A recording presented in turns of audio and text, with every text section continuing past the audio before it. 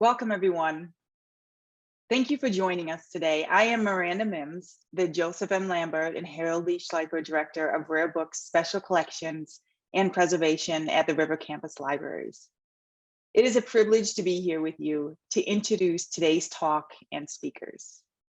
But first, I'd like to take a moment to share some of the exciting things happening in the archives, including an upcoming exhibit, which will be curated by Melissa Mead and tentatively entitled, "We'll Tell Our Story, 160 Years of Student Publications," featuring university publications from different decades, including news, yearbooks, literary journals, humor magazines, and more. I'd also like to mention we have a robust digital collection of university publications you can access from anywhere you are in the world, like Campus Times and UR yearbooks, including a recent edition of Eastman School of Music yearbooks called The Score, just in time for the Eastman School of Music Centennial. Today's lecture is part of a series launched back in April 2020 called The Experience Rochester, that exemplifies the university's commitment to lifelong learning.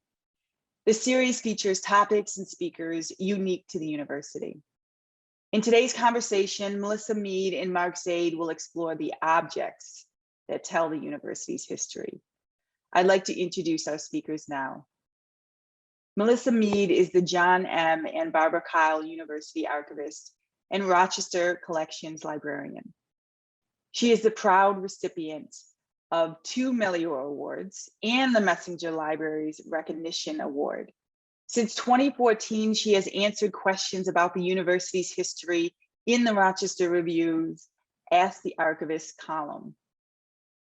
Mark Zaid is a member of the University of Rochester's class of 1989 and is a Washington, D.C. attorney who handles national security cases. He serves as a member of the River Campus Library's National Council, chair of the Washington, D.C. George Eastman Circle Leadership Council, and was the inaugural recipient of the university's John N. Wilder Award in 2009. He is also an avid collector of the university memorabilia, as you'll see today, and the co-author of Wish You Were Here, A Century of Postcards from the University of Rochester. After Melissa and Mark's presentation, there will be an open program to the audience for questions. You can submit questions to them in the Q&A box found at the bottom of your screen. Thank you again for joining us. I'll now turn it over to Melissa and Mark. Enjoy the presentation. Awesome. Welcome, everyone. Melissa's going to start us off. Good afternoon, everyone.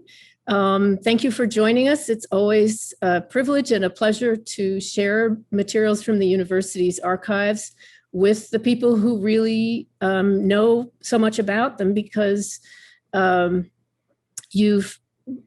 are things that are three-dimensional, right? They're objects. They're things which you, alumni, staff, current students have seen, held, touched, turned. And so that's one of the things that we really wanted to focus on in this presentation. And we're going to start actually with something which is Mark's. And if Mark wants to talk about what this is. Sure. So again, thank you for everyone for joining. I love talking about the University of Rochester. I am wearing an artifact. This is a Nick Tahoe shirt from when I was back in school in the 80s. So this shirt is like 35, 40 years old. And I am very pleased to say it fits me better now than I think it did almost 40 years ago, which is a good thing. So when I was at the U of R, 85 to 89, I vividly remember going to the bookstore right back then in the lower level of the Douglas Dining Center and buying a postcard. And that launched me on a career of or a quest to find every postcard I could about the University of Rochester. And this is this binder that I actually have somewhere behind me here of my U of R collection. We did a book as was mentioned, a number of years ago, which I will put in the chat room. It's still available. All the proceeds go to the library and rare books. And what I have been amazed in this quest is how different the U of R, for unknown reasons, seems to be with respect to postcards. I come across other universities' postcards all the time. And at times, other family members, I've tried to, give them presents of their postcards. And we have so many more postcards than all these other universities, including ones that are as old and even older than us.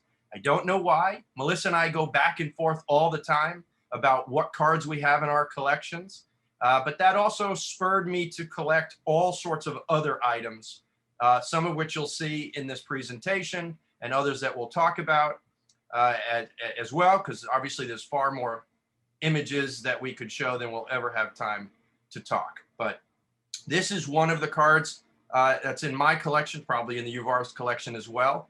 I particularly love the older aerial images of the campuses because you can see how much U of R has grown. This is from at least postmarked in 1934. It's actually written by what appears to be a student, affectionately Sis. I've been trying to find who it is. I think, Melissa, did you seemingly figured out who it was? No, I haven't. Because our only clues here are the person that's addressed to, Richard Schnabel, who may or may not have been a student. The writer refers to Dorothy, and presumably this was a friend who was such a close friend that she went by, that she was an honorary sister. But it's definitely someone who was a student, and very frequently, at least what I find on eBay, which is often where we get the cards, that they haven't been used. It's almost rarer to find postcards which have been used. It's really rare to find postcards which are actually used by students. People who would come into Rochester would write and send a card home, but they have apparently no relationship to the university. It's just, I was here, went and did something, and I'll be home in Syracuse tomorrow, kind of thing. Yeah, that is definitely the most common. And as I don't know how many other cards there are that I'm missing or that U of R is missing. I mean, we're definitely down probably to a very, very small number, most likely what would be called photo postcards from back in the early 20th century, where people created their own postcard from a photo, which was very often done. We're probably missing those. But the quest now has become exactly to find cards like this, which are written by students with the memories. And this student is talking about, and I think Melissa's probably right, that she's not related to Schnabel, because otherwise I would have found her in the archives somewhere.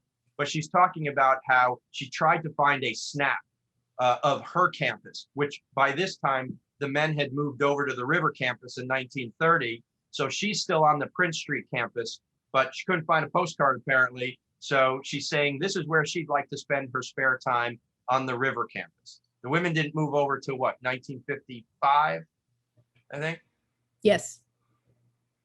So we love these postcards. It's fantastic. And as Melissa said, generally find them on eBay or online at postcard stores or at antique dealers. And every once in a while, I'll go to a postcard convention and look for it. And if you're interested in U of R postcards, fortunately, many dealers will split out universities and colleges. So you don't have to look. But often, frankly, you're just literally looking through any town or city or state as to how they break out the cards to just try and find a Rochester one. Obviously, looking in the New York section to try and figure things out and find them.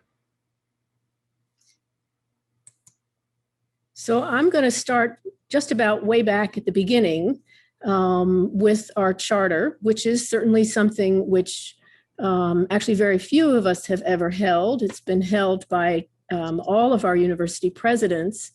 But what I wanted to do was talk just a little bit about some of the other clues that we have in the archives to tell us who held something, who created it, and in this case, really who created something. So our charter This one was our permanent charter was issued in 1851, and it's what I would refer to as the pretty charter, because it's all hand calligraphy on vellum. It's beautifully bound, and what you can see here is we actually know who created the calligraphy and who did the binding, and it was created in Albany. Over here, David Vaughan. He was a map maker who worked for New York State, and he's very well known for his beautiful little vignettes that he would put in. We didn't ask him to put in these drawings. We didn't pay him extra to put in these drawings. He just did them, and it's what he's known for. Over here in the inside of the binding of the front cover, it says executed by Harrison Binder, Albany. So we know something of the people who did it, who made the charter. And when we go into the University Archives papers, this is not quite an object, but it is it's a piece of paper which tells us something about our objects. And this is the bill, right? So the university paid $25 for the scribing, illumination, parchment, and binding the charter of the Rochester University, New York. And down here it says that William N. Sage, who was the treasurer at the time, then he's saying, yes, we paid this bill. And so this is a little bit less object-y than a postcard, but nonetheless tells us something about our founding documents. Now, obviously finding documents that date back to 1850 or artifacts is pretty difficult. And we're mostly looking where you would think, and obviously things have changed with the advent of the internet. I mean, it was almost impossible to find things. You'd have to go to antique stores or shows. And if it was in the Rochester area, you'd have a better chance, of course, to find something, but you never know. And most of this now is found online, whether it's eBay, Invaluable, which is an auction website, or other major auction houses, mostly going to be smaller auction houses, unless you're looking for documents that like pertain to Susan B. Anthony or Frederick Douglass that may have Rochester or U of R implications. Obviously, those are going to be at bigger auction sites. But some things that often happen is we'll pick up a document. Usually I pick up something. So for example, you're not going to be able to see it, but this is a document from state legislative documents or a book, Laws of New York, chapter 146 from 1846, where it talks about an act to incorporate the University of Rochester. And I was ecstatic when I found this online. Oh my God, I found a founding document of our university, until what I usually do is I turn to Melissa and I say, hey, look what I have. Do you have it? And Melissa's response was? Oh, sorry. I thought you were going to say that it's actually predates the founding of the university. It was one of the trial efforts which failed to found the university in the 1840s, actually. I do want to say that this document, which I'm showing here with the invoice, is part of the University Archives and came to us through the treasurer's papers. I did not actually purchase this someplace else, but in theory, it's possible that if there were the papers of Mr. Harrison, who did the binding, that maybe there was actually something where he was showing what he paid David Vaughan. So we don't have that, but I do want to say that this was not something we purchased. So my oldest real U of R document would then be this, which is a report of the plan of instruction for the University of Rochester, dated September 16th, 1850. So in the description for this program, we promised you Rush Reese's umbrella, and by golly, we're giving you Rush Reese's umbrella. It's really a walking stick which transforms into an umbrella. There's a hard case which is telescoping in this first image to make it into a walking stick. Here I've removed and collapsed down the cover, and here is the umbrella open. I am not actually sure how we got Rush Reese's umbrella. It was probably just handed off as a gift. How do we know it's his umbrella? Well, somebody told us it was his umbrella. I'd have to see if I can find a picture of him carrying it. We have some objects of our presidents. We have Reese's pocket watch. We have President Anderson's 2 canes, which he used because he had arthritis in his hips. So we have some things which belong to the presidents, which again, you can hold in your hand and say, Rush Reese used this pocket watch every day of his life. And that's how he got on time to places. I don't open this umbrella very often. We don't have umbrellas from every president? Not that I'm aware of, no. No, but we have other umbrellas in the collection, but not belonging to presidents. We should ask President Mangelsdorf to donate an umbrella. You can do that. So also in the notes in the photograph for this event, we showed you a version of this photograph of the 17 original bells of the Hopman chimes sitting on the quad before they were installed. And I don't need to remind you that a chime is an instrument of bells of 22 bells or fewer. Here we have people who played the bells, right? Because it is an instrument. That's alumnus Robert Metzdorf playing the little keyboard of the chimes there. And we actually have that small keyboard when the chime was replaced with a carillon in 1973. And we went from, actually by that time, I think we had 19 bells. We had 2 extra added in the 50s. Was replaced with 50 bells that we have now. That little keyboard was handed off to the archives, and we've had that on display in several exhibits. That's David Caldwell, who is also an alumnus and carilloner on the right, and he's playing the batons of the carillon. This month, the summer carillon concerts have resumed, and you can stream those if you check online. And there are frequent student concerts using the carillon during the year.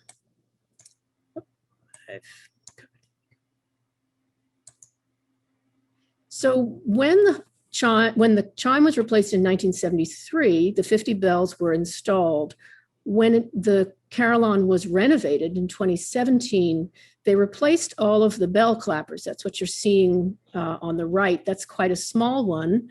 And we were given in the archives 3 different clappers, small, medium, and large. And we use them in displays. And we also use them to show the students who play the carillon something that they can also hold in their hand or try to lift, because some of them are very heavy, so that they get a feel of the mechanics of the carillon and what's happening above them as they play.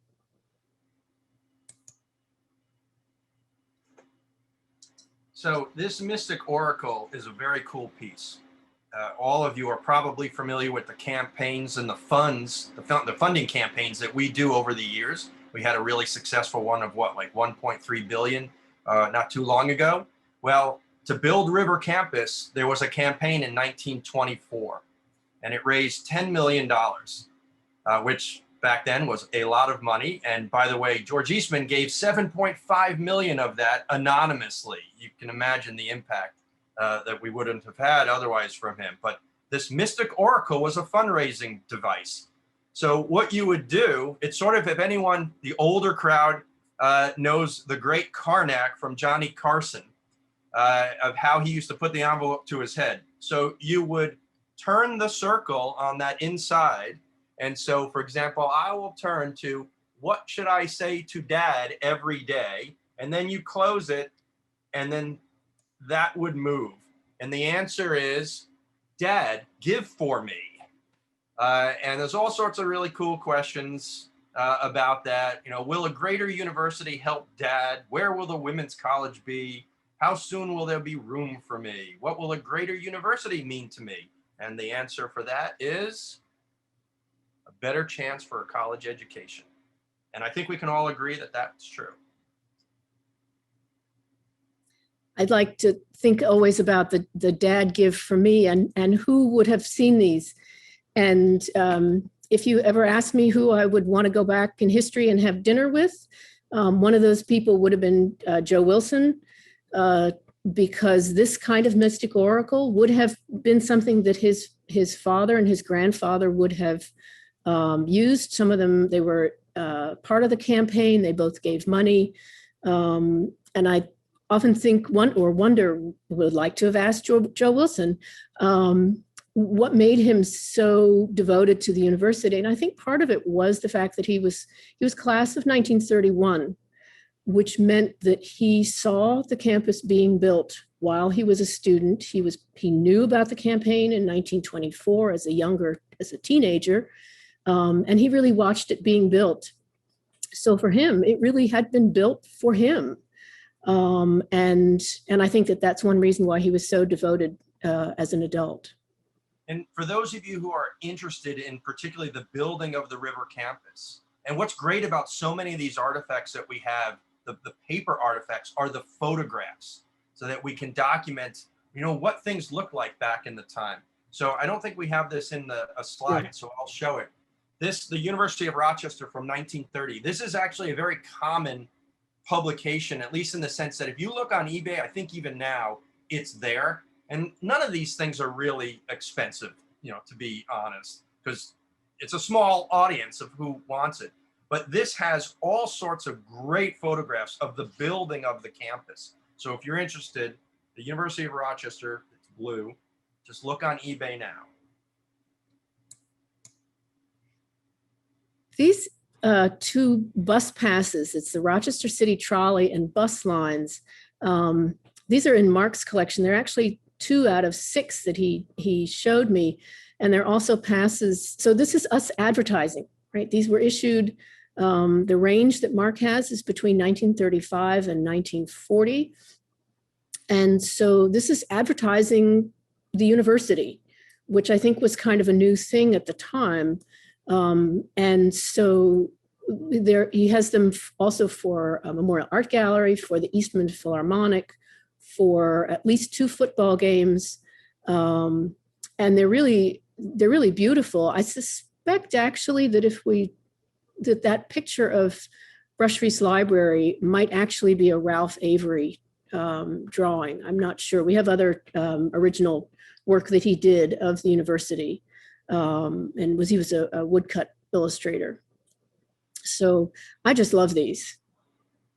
Yeah, I mean, the odds of just someone saving these. I mean, a lot of these artifacts, especially as you see some of the ones we're going to show in a little bit that have personalized inscriptions. I mean, these are just coming from, most likely, quite frankly, people's estates. They passed on and they were found by their children or grandchildren in the garage or attic, and either they get thrown out or they get put up on eBay and see if they can make a few dollars. These obviously don't need to have been U of R connected, other than someone just had a bunch of trolley passes and stuck them up on eBay. So it's really about the search. You could obviously put save searches in and the system will notify you, but a lot of times it's just good luck, timing. So we are all familiar with our printed mascot of Rocky in his different forms. These are all Rocky predecessors, and you'll all recognize Irby here on the far right. But there's also been some brave souls who buzzed the buzz and flew the flight, and who actually wore the costume of our mascot. And I would love to hear from anybody who actually has some of these outfits. Until recently, we didn't have any of the costumes, but in the last few years, we actually received not just a Rocky head, but a whole costume. Let's see if we can get him to rotate so you can see this. They're really quite large. And the only person who's allowed to wear a Rocky costume is someone who is designated as a Rocky. And so I have not myself put this on. And because 2 Rocky heads are better than 1, we ended up with actually 2 costumes. And so they are in the archives. And you can see they're different. And it also then documents how our mascot has changed. I don't know if everyone can see, I have another Rocky right down there. There's another version. This is from the 1980s, because that's my U of R football jacket from 1985. And then next to it is, I think, a baseball or maybe just a generic athletic jacket, I think from about the 1960s, maybe 70s.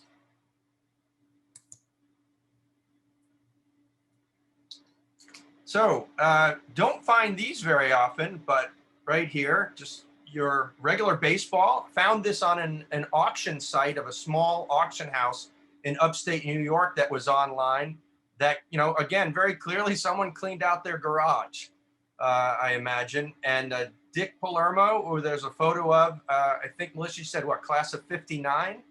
He's class of 59. He only played baseball, I think, his freshman year. And there were actually two different Richard Palermos. So it took me, and they're almost the same time. So I had to figure out which one was our guy who pitched. He was a lefty. And what it says is April 25th, 1956, two-hitter, U of R 10. I think it's Roberts Wesleyan. I don't know. Is that what it is? 6. And then where you can't see, it says first college win. And then, of course, he signed it. And whenever I get an item like this or the postcards, I will always try and look these people up and find information. Usually because they're so old, quite frankly, I'm looking up obituaries to see what information might be in there. There's a number of books that have come out over the years. I'm sure all issued by the school at different periods, usually different decades, 2 or 3 decades apart, where there's alumni lists, and you can look up alumni to try and at least get a lead of where they lived at the time that could help find them online or their family online. And then I think someone, Miranda put up in the chat, there's a lot of times I find direction back to one of our alumni magazines that might give me an obit in memoriam or an article or something like that. But it's usually online obituaries, frankly, where I find the most amount of information, or newspapers of wherever they might have worked or lived. And for the most part, here in Rush Reese Library, I don't make a point of collecting sports memorabilia because there's such a wonderful collection over in the gymnasium with the athletics department, and they have a great display in the entryway to the Gergen Gymnasium. So, so I would not necessarily have, jumped on a baseball like this. I leave that for the athletics department to do.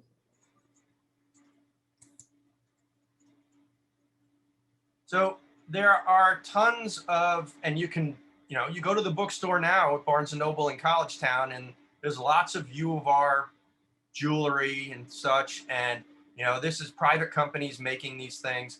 These are all, of course, historic items. You got tie clasps, bracelets, other types of necklaces. Very hard to date any of this. Obviously, when it says 1953 as a development fund pin, that's easy enough. But these others, the only thing usually we can do is at least go by the seal, because the seal has changed over times. But even that's a range of several decades. So it's mostly just trying to kind of either, if there's not a record in the archives or an alum doesn't make a comment, some of you, I think we have alums going back into the 50s. You may recognize some of these items from having bought them or seen them for sale at the time. But, you can get a good sense of when a lot of these are from just by looking at them from a contemporary standpoint. I imagine most of these are from, the 40s to the 60s. And then I know I pick up things all the time. Most of these are real modern, lots of keychains. I mean, I think some of those date back to the 70s. The shot glasses, those are mostly modern, or at least going back to the 80s. And the pens, every time the U of R makes a new pen and they send me one, I always stick it in the collection. So you just see lots of different pens. And we went pen crazy in the last 15 years. I've never seen so many pens created by the U of R, because I don't find any pens online, historic pens. So that's apparently the new thing. So this is, again, another type of item that we found, that I found online. So you get a sense of what how size of it is. Thomas Paminter was from oh gosh, I just forgot in what class, but he died in 2007. at the age of 89. He was a Deke, or graduated from U of R in 1940. And he ran track and he played football, and he's actually in the Hall of Fame for football at the U of R. And he ended up being an industrial, working for an industrial chemical company. And again, you know, all this information online. He moved to San Diego. And this was, as was said, it was a presentation to him for his support. And I'll let Melissa explain what this is. So, right. So this is the sort of the great, what is it? And it looks like a doorknob. And indeed, it's a facsimile of a doorknob. And where would it have been? Right. So this is actually one that we have in the university archives, given to the Sherwood Smiths. And you can see this difference in height. Right. So the one on the left is one that I got off of eBay, thinking that I was getting another one of these facsimiles, or what seems to be a facsimile. This is the actual doorknob. And where was this doorknob? Let's look at the face of it. It has the university seal. This one is the real doorknob. And it's worn. And we know from the records of the building of the River Campus, which it's an amazing collection of the meeting minutes. And pretty much I won't say every nail, but every hook and window and everything else like that is documented in those minutes. And so I was able to look in the minutes and see that special bronze cast door handles and door pulls were created for Rush Reese Library. I would hope actually that some of the alums in the audience might be able to tell me which doors these handles were used on. I suspect it was the Wells Brown room, what we now know as the Hawkins Carlson room, perhaps the treasure room, which was the rare books and special collections, but I don't know how many of these there were. What I do know is that the bill for these, I do find it fascinating to find out how much things cost. These are the pulls for the front of the library. And we still have, here's a photograph of these on the front doors of the library. We still have these on the inner doors, but these were not locking. This was a pull, it was a door pull. And so they were removed from the exterior doors, the quad doors, and saved. There would have been 6 of them on the outside and 6 on the inside. The cost for these pulls, as well as the door handles, was $775 back in 1930. And so we actually have 3 of these beautiful pulls in the archives, which were not, so far as I know, ever duplicated as a gift. But I love these. They have the owl at the top and the face of Athena, or her I think it's a Nike, who is a winged creature or person. And you see her actually holding the Nike in the library with the big statue. So I think that we are just about ready to move on to questions. If we have some questions in chat or otherwise. There are some, and so one question that was given in advance is, what type of artifacts exist from the original U.S. hotel, which the U of R was at from 1850 to 1861 before we moved to the Prince Street campus. For those who don't know, the U.S. hotel, the building is still there. If you go to Nick Tahoe's, it is literally a stone's throw away, going further downtown on the same side of the street. It's had better days, that's for sure, but the building is still there. So do we have anything else from that building? So we have books, because the original library was in that building. So we do still have books in the collection, and I'm going to hold up a picture from the history of the university that was done. Our work is but begun, because we've got a transom light. So this was over the doors in the US hotel, and it was taken out and framed. And we actually have this in the collection here. It's quite long. I think it's about 5 or 6 feet long. But I think, Mark, you have something to show which is kind of from that time. Well, so there was no intercom system back in 1850 to 1861. So how were the students told when class was over? No clocks on the walls, probably. How did they know when classes were over to go to the next class? So they had a bell and someone rang the bell. It was often it was said to be the janitor would ring the bell. And that bell was used at the United States Hotel and also on the Prince Street campus until we had two buildings, and then they actually installed a real bell. So Mark, what have you got? Something like this. So this is apparently, this is not from the hotel, unfortunately. This is a presentation bell that was presented to Mrs. Richard B. I believe it is Rass, R-A-S-S. So if there's anyone who knows this family, let us know, because we don't know who it is. And this was given probably, I think we thought in the 90s. 80s or 90s. Maybe around the same time as this item was created. And it's hard to read on this one, but it was for the Allen Valentine President's Society Life Membership. It was to, distinguish whatever their contributions were. Very heavy. I think I found it on eBay. Someone had asked how much were these items. That was actually, I think, one of the more expensive items, probably more for shipping than anything else, of about maybe $30 or $40. And look, most of these items, it all depends on who is bidding for them. So Melissa and I always try to make sure we are not bidding against each other. So if we see something we want, we make sure the other is aware of it. And I will defer to the school if they want to have it, even though they'll probably get all this from me anyway.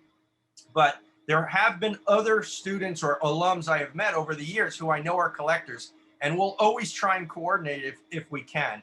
But most of these items are, 10, 20, the postcards are, no more, about $2 to $10 or $15, depending on how old they are. The books, maybe $15, $20, $30, $40. I think the baseball was maybe about $30, give or take.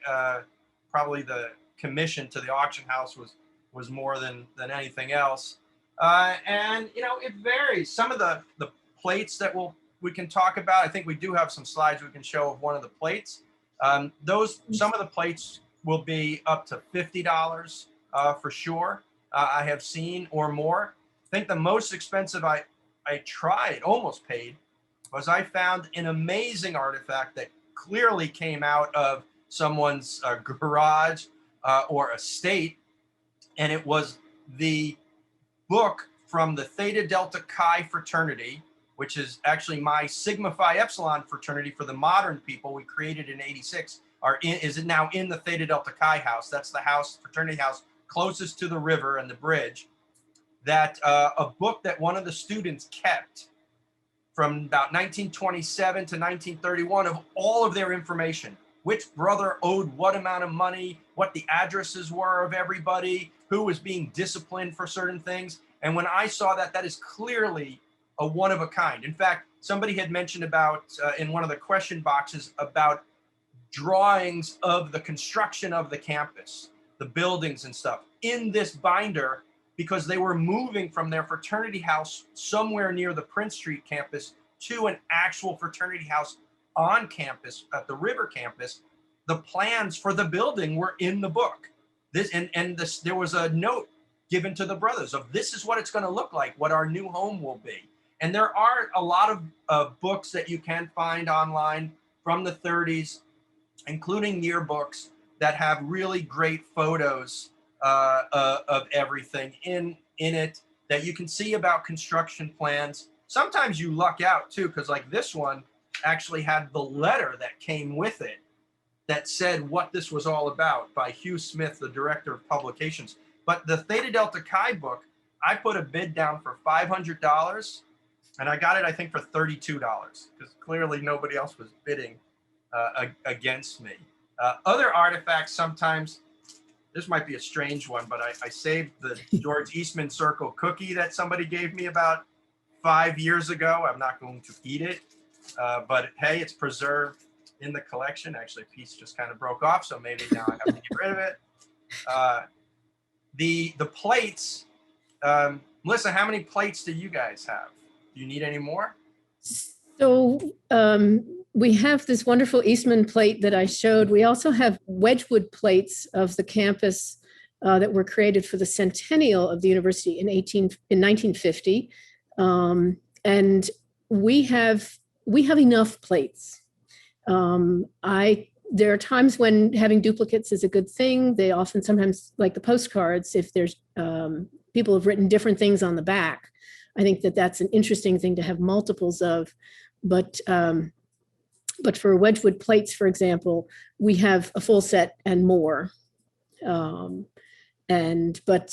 some people, I see a big stack of plates behind you there, Matt. Yeah, there's never too many plates that one can have. I'm working on trying to get like a dinner set of 12 of all these, and some of these we know about, but I mean, we come across things like, here's this plate, which was the $102 million campaign for Rochester from 1975 to 1980, one of a limited edition.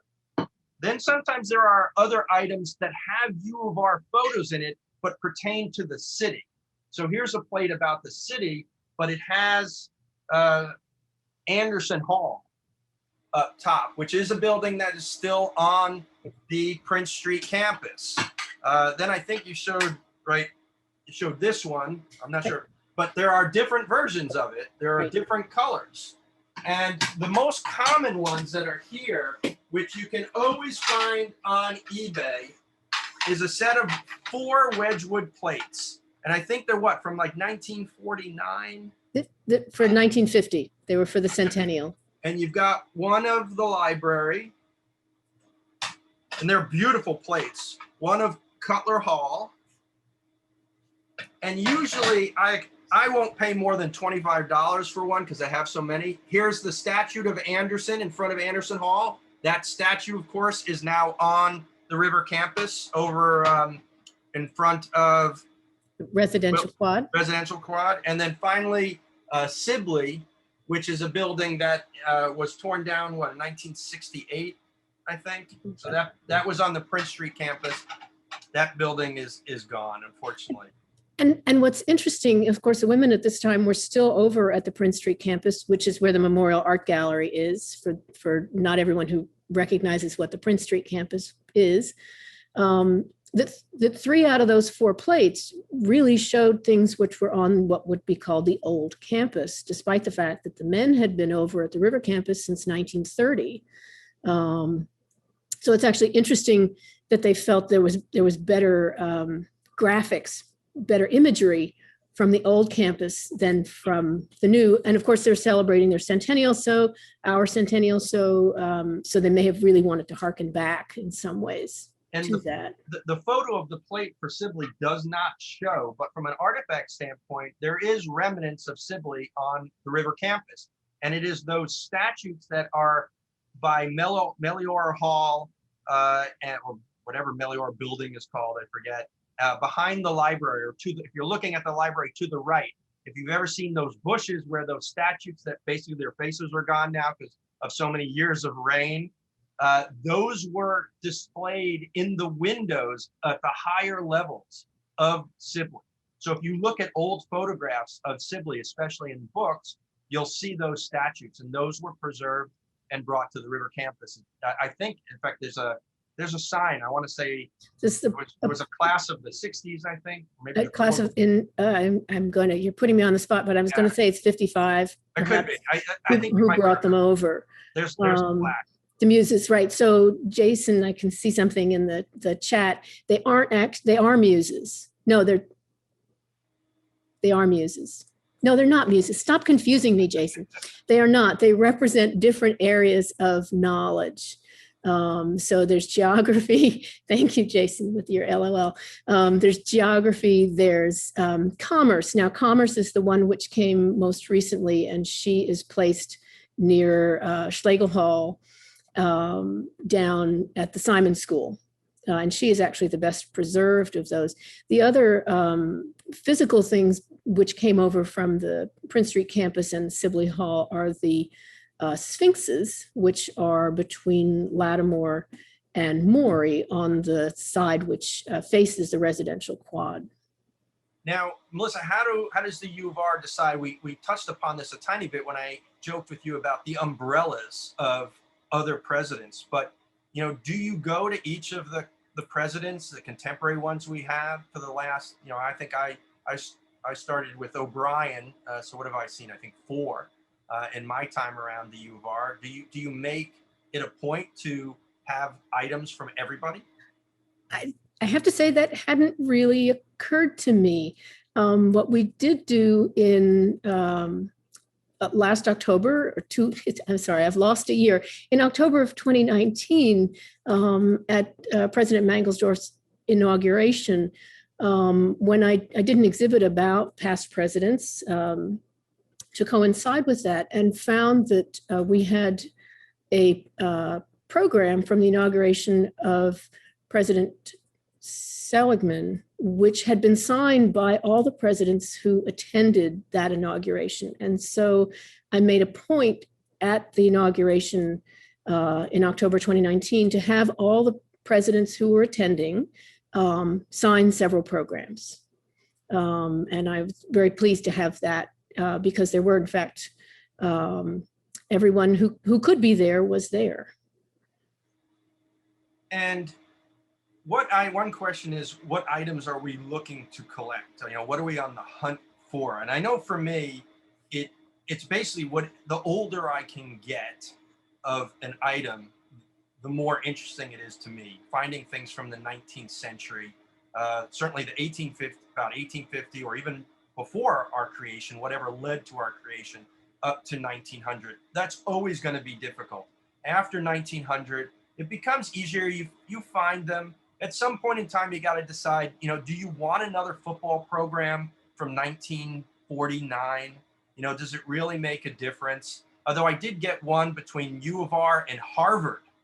We used to play Harvard in football, and Princeton and other Ivy Leagues. And what was significant about this Harvard U of R program that usually cost a lot more than I was willing to pay was not because of U of R, was because Robert F. Kennedy was on the team at Harvard, and he was listed in the players. So people were trying to make money off of that.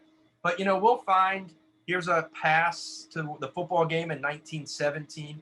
So I'm looking for photographs, old, CDVs, carte de visites, or cabinet card photos from the 19th century. Because there's too many yearbooks out there. I'll only buy a yearbook if it has something unique in it. If it was on a centennial date or whatever, 50 year, 75 year, 100 year, because then they'll have really unique photographs. Or if there was a transformation, like when we went to the River campus, really unique photos. Other than that, there's lots of dance cards from the 30s and 40s of students. I also like to get, in particular, anything that I can trace back to a specific student.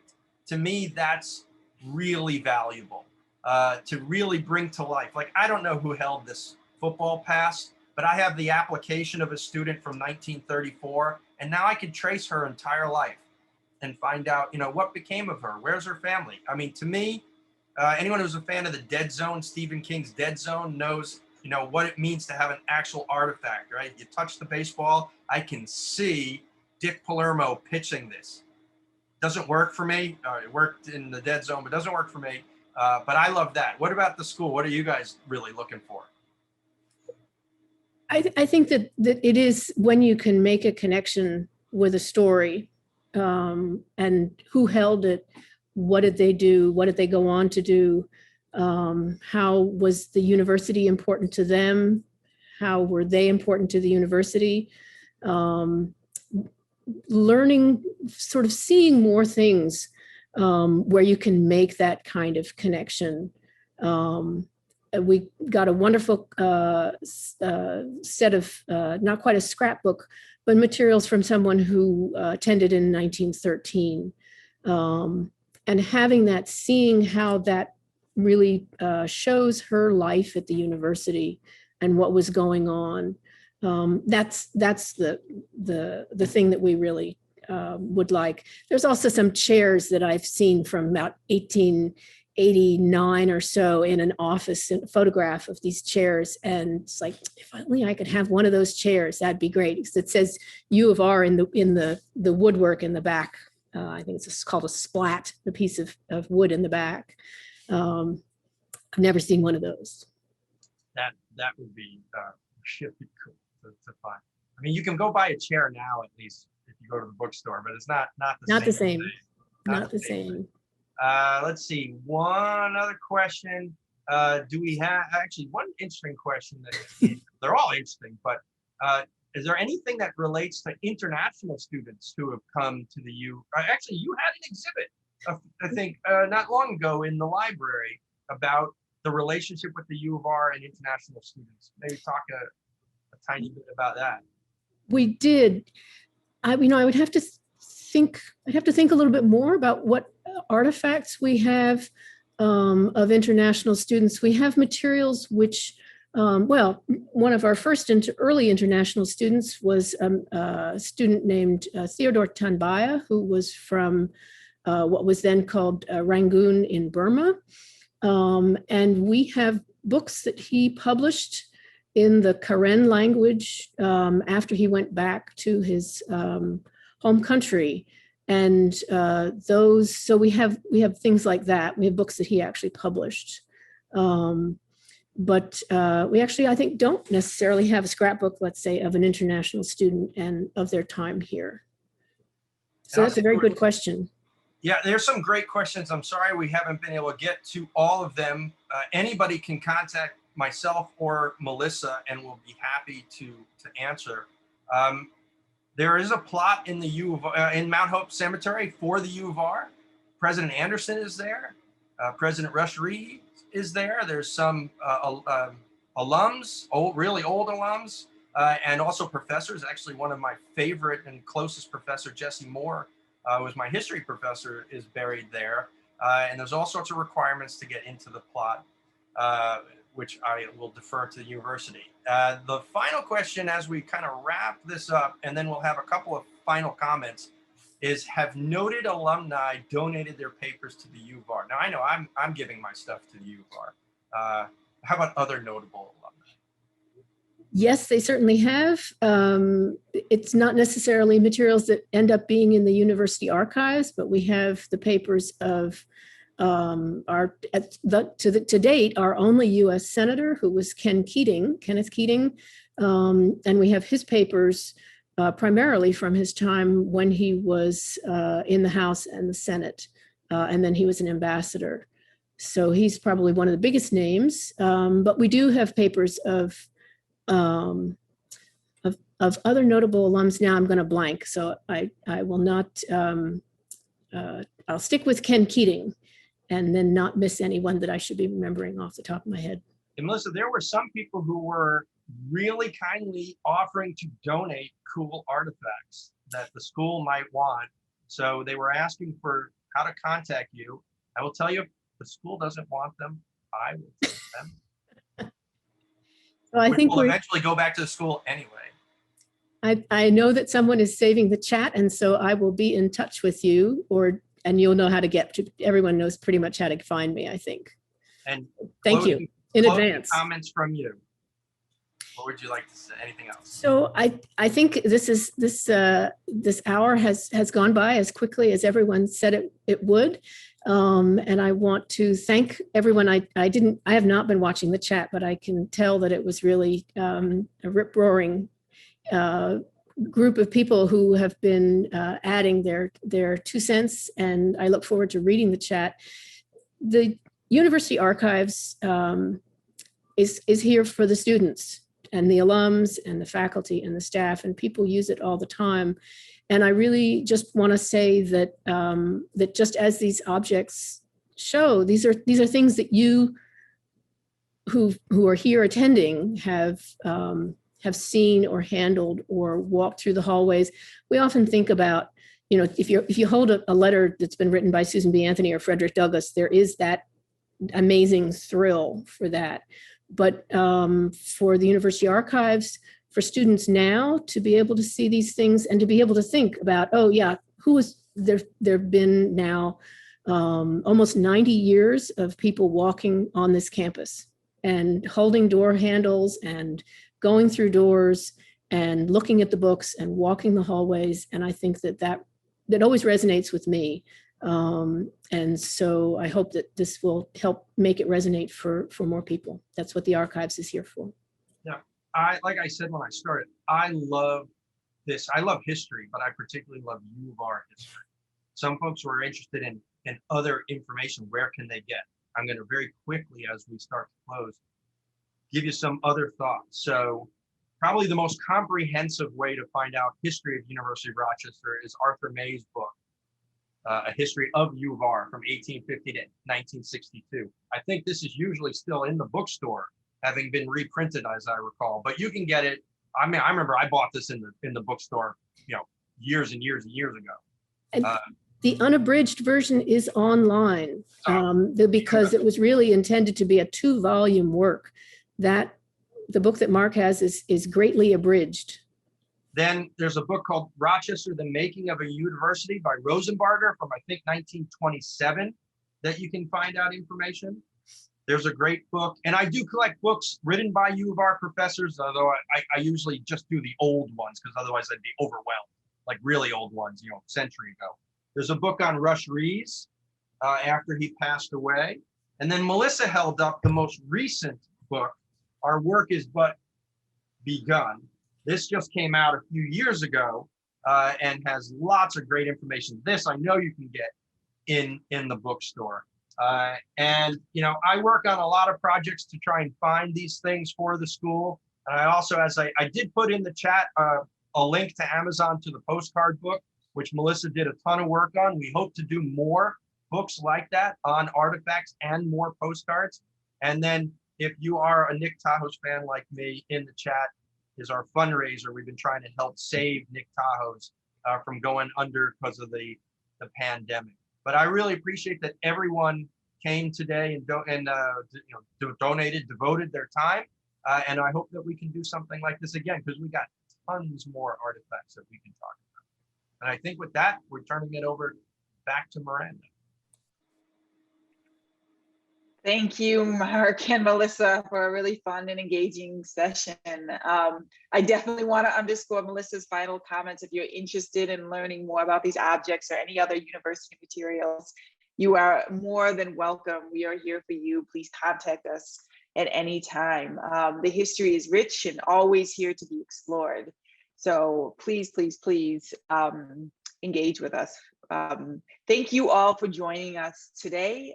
We hope you enjoyed the program and we would like to hear your feedback. So please take a moment to share your thoughts about the session through a brief and anonymous survey. The link for the survey will appear on your screen at the end of the webinar. So you can just select and continue to get to the survey. Today's program is the last of the Experience Rochester sessions for this academic year, but the series will be back virtually in the fall, featuring more topics and speakers that are unique to the university. So stay tuned for the fall dates and topics. I wish everyone a wonderful afternoon. Thank you for spending the hour with us.